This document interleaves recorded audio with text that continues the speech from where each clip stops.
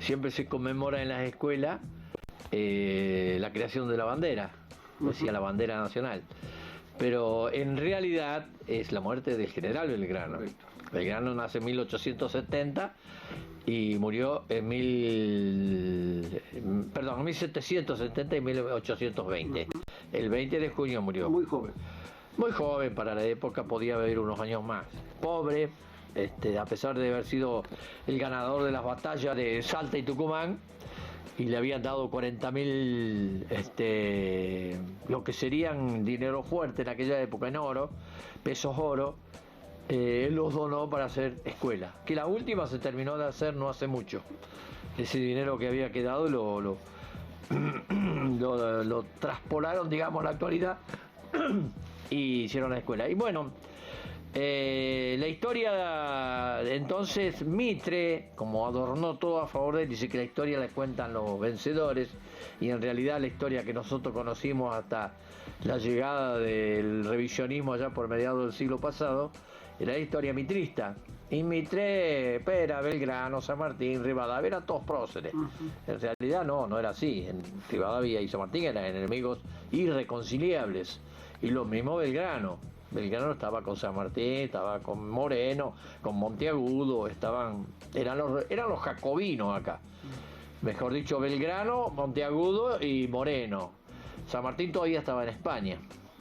Y bueno, Belgrano todos conocemos lo que hizo en la primera junta, había actuado muy activamente en las invasiones inglesas, y a pesar de que había sido un funcionario de la corona española, es decir, él va a estudiar en 1786, se va a España, y estudia de abogado y vuelve allá por 1793-94, y era un funcionario de la corona de alto rango. Era abogado, después fue economista, bueno, después más adelante fue militar. Hay que leer los tratados de economía, los tratados sociales sobre los aborígenes, los tratados sobre educación de Belgrano, son realmente... Por ejemplo, un ejemplo que te doy. ¿Qué decía en economía? No, si no vendamos los cueros, no los exportemos, hagamos los zapatos, le damos trabajo a nuestra gente. Mire, el mercado interno ya contra el neoliberalismo en aquella época. Y bueno, después sabemos lo que pasó en la Revolución de Mayo, cuando se rebela Paraguay y que no entra en las Provincias Unidas. La primera junta lo manda con el ejército, un abogado.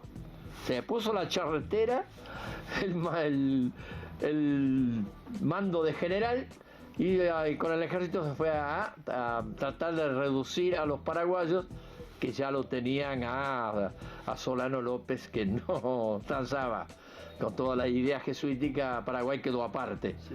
Perdió, y entonces se vino con el ejército derrotado para ser mandado después al ejército del norte, donde tiene los enfrentamientos. Perdió y ganó, porque perdió en Ayohuma y Vilcapugio y Ayohuma, pero ganan las dos fundamentales batallas, que son la de Salta y Tucumán.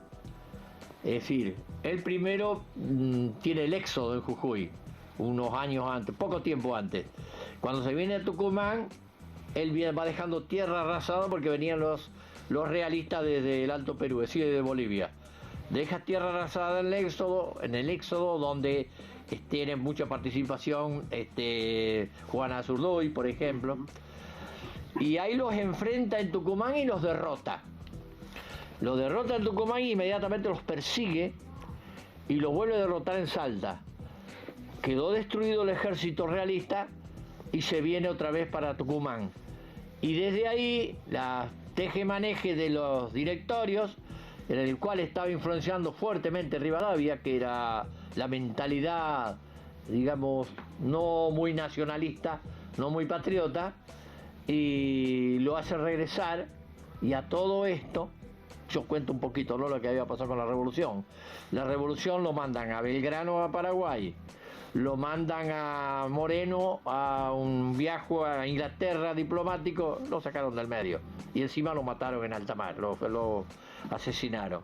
y lo mandan a Castelli, a el Alto Perú, a Bolivia. Y la revolución se quedó sin motor.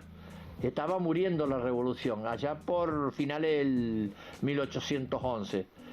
A principios de 1812, en febrero, ¿quién llega? Para suerte para nosotros, llegó San Martín. Claro. San Martín inmediatamente venía con las ideas de la logia Lautaro, junto con Alvear, junto con Monteagudo. Se da cuenta de la situación y lo primero que hace es organizar el ejército de granaderos a caballo. ¿Y qué hace San Martín inmediatamente? El 3 de febrero de 1813 derrota a los realistas en la batalla de San Lorenzo, que duró 15 minutos. Como decía un historiador que ahí él le permitió que esté presente, un inglés le hizo el relato, 15 minutos duró la batalla. Dice, no fue una batalla, fue una matanza.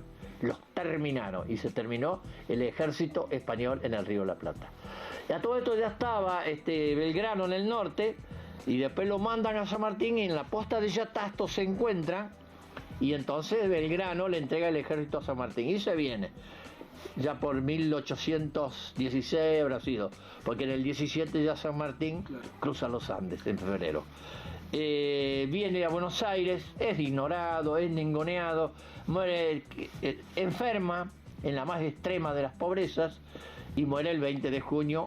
Y cuando iba a morir le dice al ayudante, una amiga persona que lo ayudaba, que tome el único que le quedaba, después de haber recibido esa fortuna que había recibido por las batallas de Salta y Tucumán, que venda el reloj o que se lo dé al doctor que lo había atendido. Ese fue Belgrano. Sí, como historia realmente dio todo, ¿no? Después hay muchas otras historias ligadas, pero Belgrano fue en el grande rasgo eso.